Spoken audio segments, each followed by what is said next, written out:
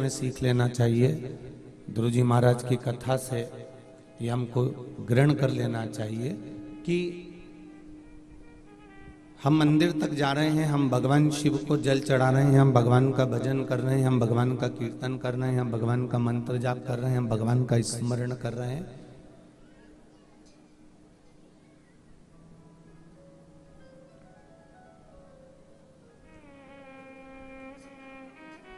यदि उसकी चौखट तक, उसके दरवाजे तक, उसके मंदिर तक, उसकी कथा तक हम पहुंच रहे हैं तो ये निश्चित है कि आप भगवान की निगाह में हो और भगवान आपको कुछ अच्छा बनाने का प्रयास कर रहा है। यदि हम उसकी चौखट तक जा रहे हैं, यदि हम उसके द्वार तक जा रहे हैं, यदि हम उसकी कथा तक जा रहे हैं, यदि हम उसके चौखट तक पहुंच रहे हैं, हम उसके दरवाजे तक यदि पहुंच रहे हैं, तो ये अपने भीतर ये भाव आ जाना चाहिए कि हम उसकी दृष्टि में हैं, हम उसकी निगाह में हैं।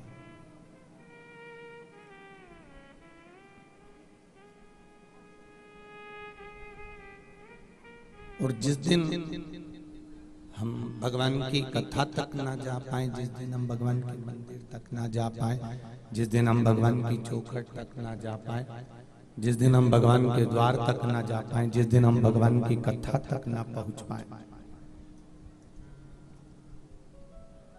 तो ये समझ लेना चाहिए कि उस परमात्मा ने अपनी दृष्टि हम पर से हटा दी।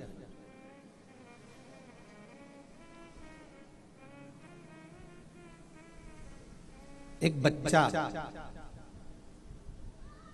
जब माँ पिता पास में होते हैं तो बच्चा टेबल पर चढ़ता है, कुर्सी पर चढ़ता है और कूदता है। क्या बच्चे को भय नहीं है? बच्चे को भय है कि मैं गिर जाएगा, लग जाऊंगा, ये भय बच्चे को रहेगा। परंतु माता पिता अगर वहां पर विराजमान हैं, माता पिता अगर वहां पर मौजूद हैं, माता पिता अगर वहां पर हैं, तो बच्चा टेबल पर से कूदता है, कुर्सी पर से कूदता है, पलंग पर से कूदता है, और वो बच्चा कहीं ना कहीं किसी ना किसी रूप में कूद रहा होता है, क्योंकि उसको ये भान है कि मेरे माता पिता मेरे पास में है।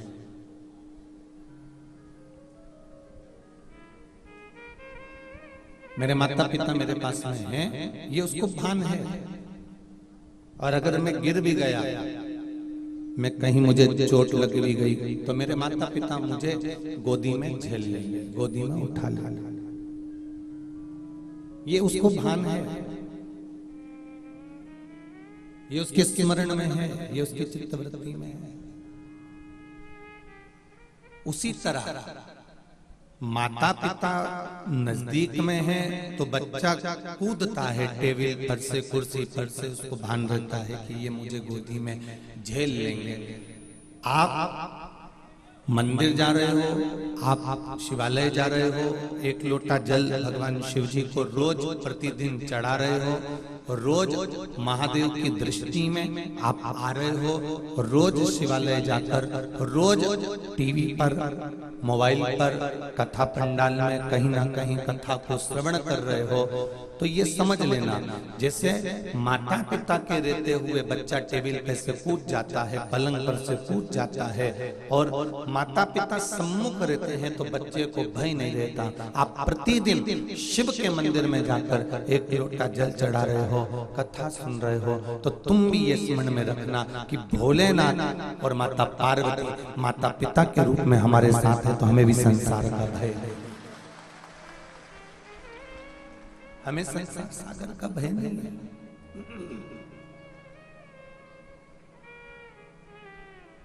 इस संसार सागर से फिर हमें भय से मुक्त होकर रहना।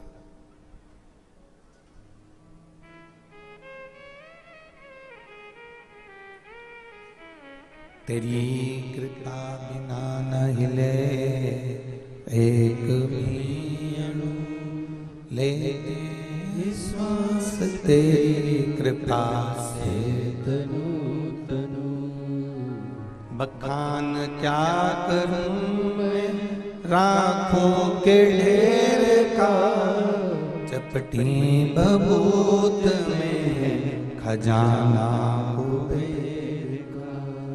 हे गंगाधार मुक्ति द्वार ओमकार तू, भोले ओमकार तू। आयुष बिहारी शंभु तार तार तू।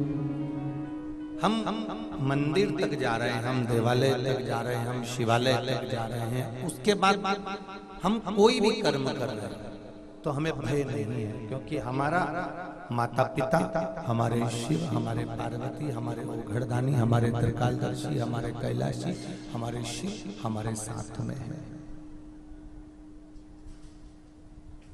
हमारे भोलेनाथ हमारे साथ में है।